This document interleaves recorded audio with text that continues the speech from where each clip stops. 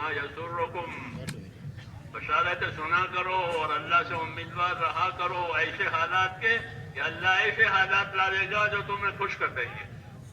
یہ کہا کہ ابشروا وعملوا ما یسرکم، امیدوار رہو، اللہ ایسے حالات لائیں گے کہ جو تمہیں خوش کر دیں گے.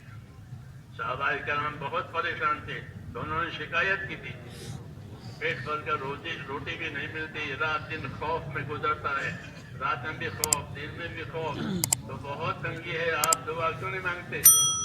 آپ ہماری پریشانیوں میں اللہ تعالیٰ سے مدد کیوں نہیں ہوتا رات؟ تو ان کو سمجھا دیا گیا ہاں کہ ہر چیز کا ایک وقت ہوتا ہے.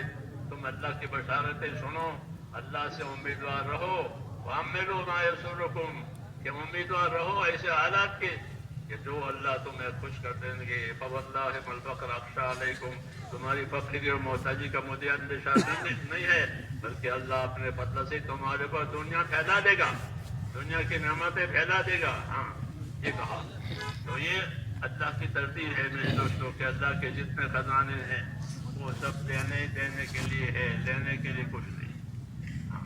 بندے کیا دیں گے؟ سب کو اللہ نے فقیر اور محتاج کہا ہے کہ یہ سب فقیر ہیں، محتاج ہیں، یہ مجھے کیا دیں گے؟ کہ تم سب فقیر ہو، تم سب فقیر ہو، تم الفقراء، تم سب فقیر ہو، تو فقیروں سے کیا لینا؟ اس سے اللہ کی ذات غنی ہے اور اللہ کی ذات کریم ہے، اس لیے اس نے اپنے لیے لینے کے لیے دعاؤں کے دروازے کھول دیے کہ ادعونی استجب لکم، مجھ سے مانگا کرو، مجھ سے دعا مانگا کرو، میں دعا قبول کیا کروں. ہاں اس لیے نبیوں کی دعا نبیوں کے راستے کی چیز ہے. حضرت مولانا الیاس صاحب فرماتے تھے کہ دعا کہ یہ تو نبیوں کے راستے کی چیز ہے، کہ دعا نبیوں کے راستے کی چیز ہونے کی وجہ سے نبیوں کے راستے پر زندگی ڈالی جائے اور نبیوں کے راستے پر زندگی ڈال کے پھر دعا مانگی جائے، پھر دیکھو دعا کیا کام کرے گی. دعا کتنا کام کرے گی وہ پتا چلے گا. کوئی لمبی دعائیں نہیں ہوتی نبیوں کی. موسیٰ علیہ السلام نے ایک دعا مانگی، جب وہ مصر سے بھاگے ہیں، ان کے قتل کے وارنٹ چھوٹے تو وہ مصر سے بھاگے اور شعیب علیہ السلام کے علاقے میں آئے، مدین کے علاقے میں، وہاں کوئی پہچان نہیں تھی، جنگل ہے، لوگ اپنے جانوروں کو پانی پلا رہے ہیں. تو اس میں انہوں نے لوگوں کو مدد کی پانی پلانے والوں کو. اور چونکہ یہ اخلاق ہوتے ہیں نبیوں کے، نبوت ظاہر ہونے سے پہلے اخلاق ہوتے ہیں، نبوت ظاہر ہونے کے بعد بھی اخلاق ہوتے ہیں. نبی ہیں، لوگ پانی پلا رہے ہیں، تو جو لوگ پانی پلانے میں کمزور تھے ان کو پانی پلانے میں مدد دی موسیٰ علیہ السلام. اور آئے ہیں بھاگے ہوئے، نہ کھانا ہے، نہ پینا ہے، نہ کچھ نہیں. ایک درخت کے نیچے بیٹھ کر ایک دعا مانگی، رب انی لما انزلت الی من خیر فقیر. یہ دعا ہے، رب انی لما انزلت الی من خیر فقیر. اے پروردگار، جو خیر بھی تیری طرف سے آوے میں آج اس کا محتاج ہوں اور ہر وقت اس کا محتاج ہوں، تیری خیر کا محتاج ہوں. ایک ہی دعا، رب انی لما انزلت الی من خیر فقیر. بس یہ دعا تھی کہ دروازے کھل گئے، سارے دروازے کھل گئے. شعیب علیہ السلام کی طرف سے طلبی ہوئی تو شعیب علیہ السلام کے گھر پہنچنا ہوا، ان کے پاس جانا ہوا، پہچان ہوئی. ہاں تو انہوں نے تسلی کر دی کہ اب گھبرانے کی بات نہیں ہے، نجوت من القوم الظالمین، تم کو اللہ نے ظالم قوم سے نجات دے دی ہے، اب تم یہاں یہی رہو گے. تو سارے مسائل حل ہو گئے. یہاں کسی ملک میں جاویں تو وہاں کی شہریت لینی پڑتی ہے، ہاں ویزے لینے پڑتے ہیں، تو وہ سب ہو گیا کہ ہاں یہاں آپ رہیں گے، 8 سال رہو، 10 سال رہو، تمہاری مرضی ہے. جی ہاں، تو لمبی شہریت مل گئی، یہ شادی ہو گئی، مطلب کہ سارے مسائل حل ہو گئے. آخر میں نبوت بھی مل گئی. دعا مانگی تھی، رب انی لما انزلت الی من خیر فقیر، کہ جو بھی خیر آپ کی طرف سے آوے مجھے اس کی حاجت ہے.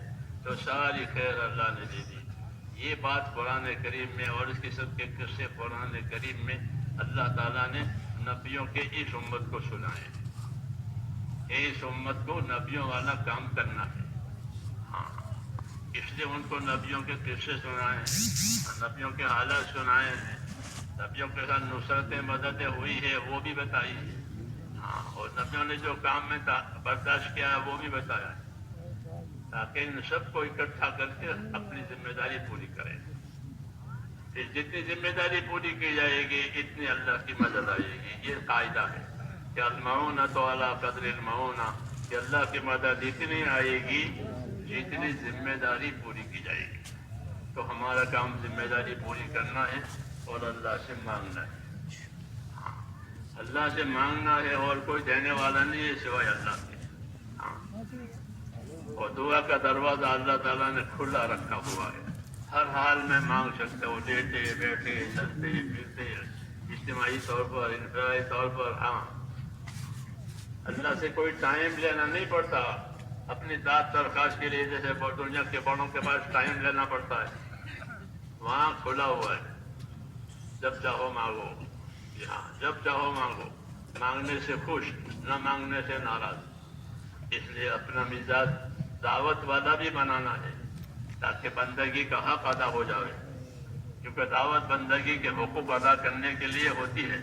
ہاں، اللہ دعوت دیتے ہیں عبادت کی اور بندگی کی، تاکہ بندگی کے حقوق ادا ہو جائے. پھر حق ادا کر کے اپنی محنت مزدوری مانگی جائے. ہاں، محنت مزدوری مانگی جائے. محنت کرنے والے کی مزدوری ہوتی ہے، اس کو مزدوری دی جاتی ہے. تو اللہ نے وعدے کیے ہیں مزدوری دینے کے لیے. جی ہاں، کہ یہ کرو گے تو ہم یہ دیں گے، یہ کرو گے. فضائل پہ سارے وعدے ہیں. وعدے ذکر کیے ہیں کہ تمہارے عملوں پر ہم یہ دیں گے، تم عمل کر کے خوش رہو. اللہ وعدہ پورا کرے گا، اللہ وعدہ خلافی نہیں کرتا. اس لیے عمل کر کے خوش رہو اور عمل کر کے اللہ سے مانگا کرو. تو ہمارا کام ہے عمل کرنا اور اللہ سے مانگنا. اس کو دعا کہتے ہیں. دعا ہر وقت مانگی جا سکتی ہے، ہر حال میں مانگی جا سکتی ہے. لیکن اس کے طریقے ہیں، اس طریقے سے مانگی جائے تو وہ زیادہ قابل قبول ہے. ہمارے نبی نے ہم کو طریقے بتائے ہیں. جی ہاں، دعاؤں کے، کہ دعا مانگنی ہے تو کس طرح مانگنی ہے. کہ ایک تو یقین کے ساتھ دعا مانگے کہ دعا ضرور قبول ہوگی، چاہے اس کا اثر دیر سے ظاہر ہو یا جلدی، لیکن دعا قبول ضرور ہوگی. دعا محفوظ رہتی ہے، مقبول ہوتی ہے. اس لیے دعا کی قبولیت کے بارے میں تو کوئی شک ہی نہیں ہے کہ دعا مقبول ہوتی ہے اللہ کے ہاں. تو اس لیے یقین کے ساتھ دعا مانگی جائے کہ اللہ نے حکم دیا ہے دعا مانگنے کا، وعدہ کیا ہے قبول کرنے کا، تو یقین کے ساتھ مانگی جائے. حضور صلی اللہ علیہ وسلم کے طریقے سے مانگی جائے. حضور صلی اللہ علیہ وسلم کے طریقوں میں یہ ہے کہ پہلے اللہ تعالیٰ کی تعریف کی جائے. حضرت شیخ نے فضائل قرآن میں لکھا ہے اس کو، قرآن والی دعا میں، کہ دعا مانگنے کے یہ طریقہ ہے کہ پہلے اللہ تعالیٰ کی تعریف کی جائے. ہاں، رسول صلی اللہ علیہ وسلم پر درود پڑھا جائے، اپنی اور امت کے لیے معافی کی درخواست کی جائے، مغفرت کی، اور پھر مراد مانگی جائے. یہ طریقہ اس میں لکھا ہے فضائل قرآن میں. ہاں، دعا مانگنے کا یہ بھی یاد ہونا چاہیے. جی ہاں، فضائل کی چیزوں کو یاد رکھ کر اس پر عمل کرنا، یہی تیسرے نمبر کا علم ذکر کا یہی مطلب ہے. خالی پھرنا کافی نہیں ہے، کسی بھی چیز کا پھرنا کافی نہیں ہے. ہلکا ہل کھیت میں پھرے اور چلے کوئی کافی نہیں ہے، چکی چلے کوئی کافی نہیں، بلکہ کچھ کرنا پڑتا ہے حرکت کے ساتھ. ہاں، قاعدہ ہے. تو اس لیے یہ چیزیں دی گئی ہیں کہ اپنی حرکتوں میں، اپنی محنتوں میں ان چیزوں کو لاؤ. تو حضرت شیخ نے یہ لکھا کہ اللہ کی تعریف کی جائے، رسول صلی اللہ علیہ وسلم پر درود شریف پڑھا جائے، اور مومنوں کے لیے اپنے لیے مغفرت کی دعا کی جائے، اور اس کے بعد مراد بھی مانگی جائے اللہ سے. دنیا بھی مانگی جائے، دنیا کی خیر مانگی جائے، تو آخرت کی خیر مانگی جائے. ہاں، اللہ کی رضا مانگی جائے. تو یہ چیزیں، یہ طریقہ، یہ دعا ہے. اس لیے اپنے آپ کو دعا مانگنے کا عادی بنائیں. خالی اجتماع میں دعا ہو جائے وہ تو سکھانے کے لیے ہے کہ اجتماع میں دعا سیکھی ہے، تو آپ اپنی انفرادی ضرورتوں میں، دینی دنیاوی ضرورتوں میں اللہ سے مانگنے کا اپنے آپ کو عادی بھی بناوے اور دعا کو اپنا سہارا سمجھے. مسلمان کے لیے دعا اس کا ہتھیار ہے. دعا ہتھیار ہے. کوئی خطرے کی چیز ہو گئی تو آدمی ہتھیار ڈھونڈ کر گھر میں سانپ نکل آیا، پیچھے نکل آیا تو لاٹھی تلاش کرو. تو اس طرح مسلمان پر حالات آتے ہیں تو ان حالات کا مقابلہ کرنے کے لیے اللہ نے دعائیں دی ہیں کہ دعاؤں سے مرادیں بھی پوری ہوتی ہیں، دعاؤں